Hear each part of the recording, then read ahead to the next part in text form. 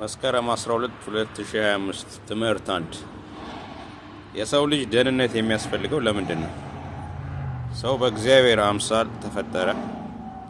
ኦሪት ዘፍጥረት ምዕራፍ 1 ከቁጥር 26 እስከ ቁጥር 27። ምድርን እንዲገዛ ተፈጠረ።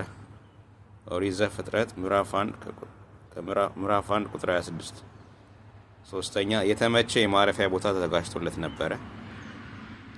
ኦሪት ዘፍጥረት ምዕራፍ 2 ከቁጥር 7 እስከ ቁጥር 8። ቃል ኪዳን ያለው ፍጡር ነው። አራተኛ ቃል ኪዳን ያለው ፍጡር ነው። ኦሪት ዘፍጥረት ምዕራፍ 2 ከቁጥር 7 እስከ ቁጥር 8። አምስተኛ ከእግዚአብሔር ጋር ህብረት ያለው ፍጡር ነው። ኦሪት ዘፍጥረት ምዕራፍ 1 ቁጥር 26 እስከ 31። ኦሪት ዘፍጥረት ምዕራፍ 2 ቁጥር 15 ከቁጥር 23። መስከረም 19 2025 ትምህርት 2 የሰው ውድቀት።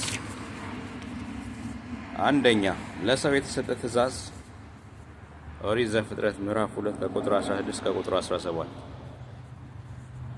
ሁለተኛ የሰው አለመታዘዝ የውድቀት መነሻ ኦሪት ዘፍጥረት ምዕራፍ 3 ከቁጥር 1 እስከ ቁጥር 8። ኦሪት ዘፍጥረት ምዕራፍ 3 ከቁጥር 17 እስከ ቁጥር 24። ሶስተኛ ውድቀቱ ያቀፋቸው ነገሮች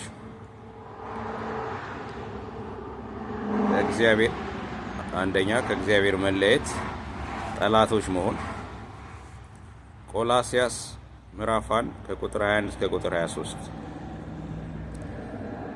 ሁለተኛ የምድር መረገም ወይም የመኖሪያ ቦታ መበላሸት ኦሪት ዘፍጥረት ምዕራፍ 3 ከቁጥር 17 እስከ ቁጥር 18። ሶስተኛ በመከራ መኖር ኦሪት ዘፍጥረት ከምዕራፍ 3 እስከ ከቁጥር 17 እስከ ቁጥር 18።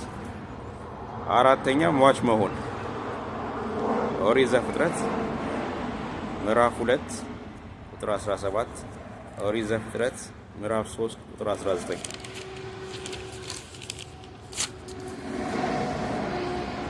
መስከረም 26 2025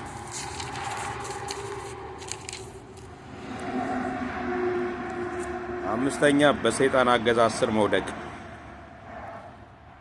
አንደኛ ዮሐንስ ምዕራፍ 5 ከቁጥር 19።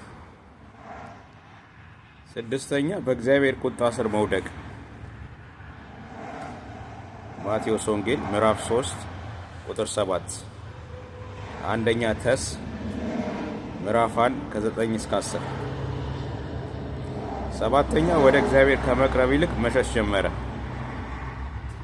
ኦሪት ዘፍጥረት ምዕራፍ 3 ቁጥር 8። ስምንተኛ በዳቢሎስ ወጥመድ ውስጥ ወደቀ ሁለተኛ ጢሞቴዎስ ምዕራፍ 2 ከቁጥር 24 እስከ ቁጥር 25። ትምህርት 3 መስከረም 26 2025 ትምህርት 3 በሥራ መጽደቅ ስላለመቻል ሕግ ማንም ሊፈጽም ስላልቻለ ኢየሱስ ክርስቶስ ወደዚህ ምድር መጥቷል። የሰው ዘር በሙሉ ኃጢአተኛ ሆነዋል። ሮሜ ምዕራፍ 3 ቁጥር 10። ሁለተኛ ሥጋ ለባሽ ሕግን በመስራት አይጸድቅም ሮሜ ምዕራፍ 3 ቁጥር 20። የሰው ልጅ ሕግን መፈጸም ያልቻለባቸው ምክንያቶች አንደኛ ሥጋ ደካማ ሕግ መፈጸም አልቻለም ሮሜ ምዕራፍ 8 ቁጥር 3 እስከ 4።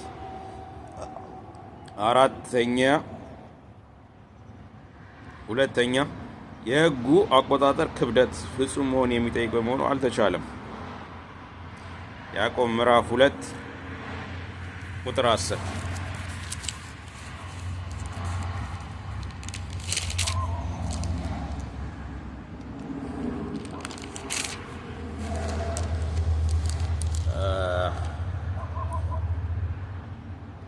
ጥቅምት 3 2025 በሕግ አይጸድቅም ገላትያ ምዕራፍ ቁጥር 1 ገላትያ ምዕራፍ 3 ቁጥር 16 ጥቅምት 3 2025 ትምህርት 4 ክፍል 2 ብቸኛ የደህንነት መገኛ ሰዎች በእሱ አምነው እንዲድኑ የጌታ የኢየሱስ በመስቀል መሞት የግድ አስፈላጊ ነበር። ዮሐንስ ምዕራፍ 3 ቁጥር 18 ሰዎች በኢየሱስ በማመን እንዲድኑ የእግዚአብሔር ፈቃዱ ነው።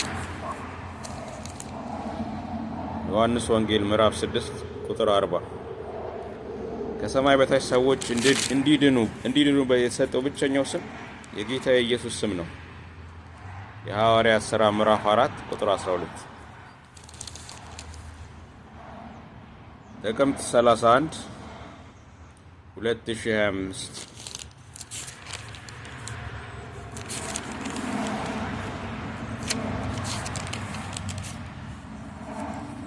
ትምህርት 4 ጥቅምት 31 2025 ትምህርት 4 ጌታ ኢየሱስ በሱ በማመን ማረጋገጫውን ሰጥቷል። ዮሐንስ 3 ቁጥር 36 ምዕራፍ 6 ቁጥር 47 በጌታ ኢየሱስ የሚያምን ሲድን የማያምን ግን የእግዚአብሔርን ቁጣ ይኖርበታል። ዮሐንስ ወንጌል ምዕራፍ 3 ቁጥር 36 በጌታ ኢየሱስ የሚያምን ከፍርድ ሲያመልጥ ያላመነ ግን ተፈርዶበታል። ዮሐንስ ምዕራፍ 3 ቁጥር 18 7ኛ ወንጌልም የተጻፈው በኢየሱስ አምነው ሰዎች የዘላለም ሕይወት እንዲያገኙ ነው። ዮሐንስ ወንጌል ምዕራፍ 2 ቁጥር 31 ኤፌሶን ምዕራፍ 2 ቁጥር 5 ትምህርት 5 ዋጀን መዋጀት ማለት ቀድሞ ነፃ የነበረና በተለያዩ ምክንያቶች በሌላ አካል ቁጥጥር ስር የሆነን ነገር ሰው ተገቢውን ክፍያ በመክፈል መልሶ የራስ ማድረግ ስለኛ እርግማን ሆኖ ከሕግ እርግማን ዋጀን። ገላትያ ሰዎች ምዕራፍ 3 ቁጥር 9 እስከ 13 የእግዚአብሔርን ልጅነትን ያገኘነው በጌታ ኢየሱስ የመዋጀት ሥራ ነው። ገላትያ ምዕራፍ 4 ከቁጥር 4 እስከ ቁጥር 5 የተዋጀሁት በሚያልፍ ከንቱ ነገር ሳይሆን ውድ በሆነው በኢየሱስ ደም ነው። አንደኛ ጴጥሮስ ምዕራፍ 1 ከቁጥር 18 እስከ 19 አራተኛ የመዋጀት ተግባር ከነገድና ከቋንቋ ከወገንም ሁሉ ያጠቃለሉ ነው። ራእይ 5 ከ9 እስከ 10